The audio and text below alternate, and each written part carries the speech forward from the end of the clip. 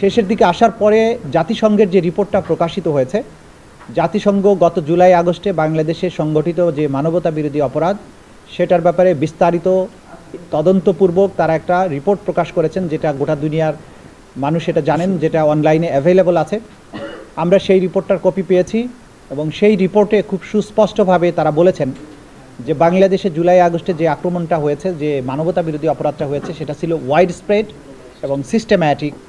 সেটা ছাত্র জনতাকে দমন করার জন্য সরকারের সকল ফোর্স আগ্নেয়াস্ত্র ব্যবহার করে, লিথাল ওয়েপন ব্যবহার করে, হেলিকপ্টার ব্যবহার করে তাদেরকে হত্যা করেছে। সেখানে জেন্ডার বেসড ভায়োলেশন হয়েছে, স্পেসিফিক্যালি শিশুদেরকে টার্গেট করে গুলি করে হত্যা করা হয়েছে, নারীদেরকে টার্গেট করা হয়েছে। এবং এই আন্দোলন দমনের সময়ে সরকারের যে নিষ্ঠুরতা ছিল সেটা ছিল পূর্ব পরিকল্পিত, সেটা ধাপে ধাপে বেড়েছে এবং সারা বাংলাদেশ জুড়ে একযোগে হয়েছে। এইটার প্রধান নির্দেশদাতা হিসাবে জাতিসংঘ শেখ হাসিনাকে চিহ্নিত করেছেন, তার সাথে তদানীন্তন স্বরাষ্ট্রমন্ত্রী আসাদুজ্জামান কামাল, আওয়ামী লীগের সাধারণ সম্পাদক, তাদের নির্দেশের কথা বলা হয়েছে, তাদের অর্ডারের কথা বলা হয়েছে। এবং ছাত্রলীগ, যুবলীগ, আওয়ামী লীগের বাকিরা পুলিশ এবং অন্যান্য বাহিনীর সাথে অক্সিলিয়ারি ফোর্স হিসাবে এই হত্যাকাণ্ড এবং মানবতা বিরোধী অপরাধ সংগঠন করেছে। এই এভিডেন্সটা আসার পরে ন্যাচারালি আমাদের তদন্ত রিপোর্টের মধ্যে সেটা অন্তর্ভুক্ত হবে বলে আমরা মনে করেছি এবং আমরা জাতিসংঘের কাছে চেয়েছি যে তারা যে সমস্ত ম্যাটেরিয়ালের উপর ভিত্তি করে এই প্রতিবেদন তৈরি করেছেন সেগুলো পাওয়ার ব্যাপারে আমরা তাদেরকে রিকোয়েস্ট জানিয়েছি। সেগুলো আমরা সংগ্রহের একটা প্রক্রিয়ার মধ্যে আছি, যতটুকু পাওয়া যাবে সেটাকে আমরা তদন্ত রিপোর্টের সাথে সংযুক্ত করব। যেহেতু জাতিসংঘের মতো একটা বিশ্বের সবচাইতে বড় আন্তর্জাতিক সংগঠন, যাদের বাংলাদেশের কারো পক্ষে কোনো পলিটিক্যাল বায়াসের কোনো কারণ নেই, তারা যেহেতু গণহত্যার ব্যাপারে সুস্পষ্ট একটা রিপোর্ট দিয়েছে, এইটা আমাদের মামলা প্রমাণের জন্য একটা বড় এভিডেন্স হিসেবে কাজ করবে।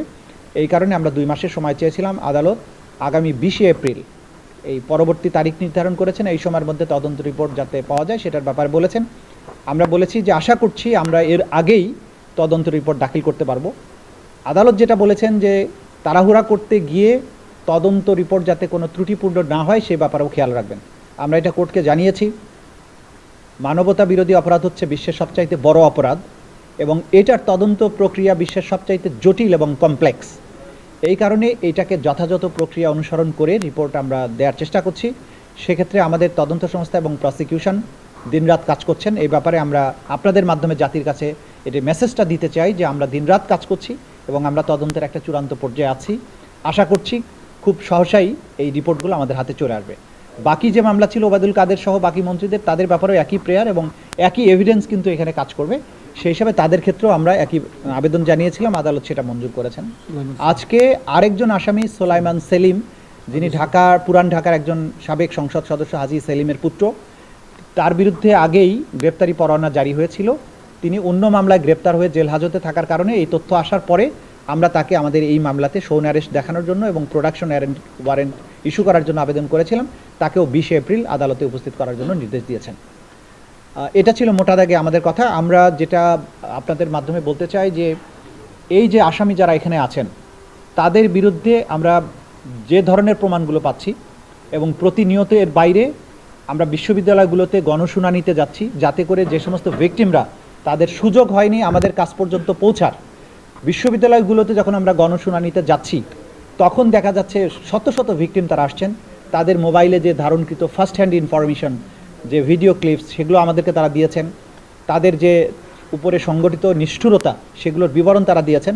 ফলে আমাদের এই রিপোর্টগুলো আরও অনেক বেশি এক্সপান্ড হচ্ছে এবং আমরা প্ল্যান করেছি আগামী এই সপ্তাহে এবং আগামী সপ্তাহের মধ্যে আরও অনেকগুলো বিশ্ববিদ্যালয়ে এরকম গণশুনানিতে আমরা যাব। এবং সে কারণে যেহেতু ঢাকাতে বেশি পরিমাণে হয়েছে, ঢাকার সবগুলো বিশ্ববিদ্যালয়ের কাছে যদি যাই, তাদের কাছে এই সংগৃহীত এই তথ্য প্রমাণগুলো আমাদের তদন্ত রিপোর্টকে অনেক বেশি এনরিচ করবে। সে কারণে এগুলোকে গুছানোর জন্য একটা সময়ের প্রয়োজন হবে। হাসপাতালগুলোর থেকে আমরা বুলেটগুলো জব্দ করেছি, যেগুলো শহীদদের গা থেকে বা আহতদের শরীর থেকে অপসারণ করা হয়েছে অপসারণের মাধ্যমে, সেগুলো জব্দ করা, সেগুলোর ফরেন্সিক করা, সেগুলোর কাজ আমাদের চলমান আছে। এবং জাতিসংঘের রিপোর্টের সাথে এটার কিন্তু মিল আছে যে কোন ধরনের আগ্নেয়াস্ত্র থেকে গুলি করা হয়েছে সেগুলো আমরা পাচ্ছি। এই যে বিস্তৃত কাজ, একটা হত্যাকাণ্ড হলে খুব সহসাই রিপোর্ট দেওয়া সম্ভব ছিল। জাতিসংঘ বলেছে প্রায় 1500, আমাদের কাছে 1500 থেকে 2000 এরকম তথ্য প্রমাণ আছে। এই পরিমাণ শহীদ এবং বাকি তো আহতের প্রশ্ন আছে। সুতরাং এটা অসম্ভব জটিল এবং কঠিন কাজ, কিন্তু আমরা দিনরাত পরিশ্রম করে এটাকে সফল করতে চাই। আমাদের প্রত্যেকের মধ্যে সেই দৃঢ় প্রতিজ্ঞা আছে, আমরা জাতির কাছে কমিটেড।